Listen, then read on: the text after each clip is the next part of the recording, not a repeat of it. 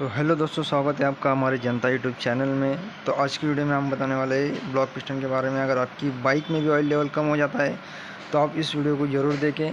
अगर ऑयल कम होता है, हर बार ऑयल चेंज कराते वक्त ऑयल निकलता ही नहीं है, कम हो जाता है, आपको करना पड़ेगा ब्लॉक पिस्टन का काम।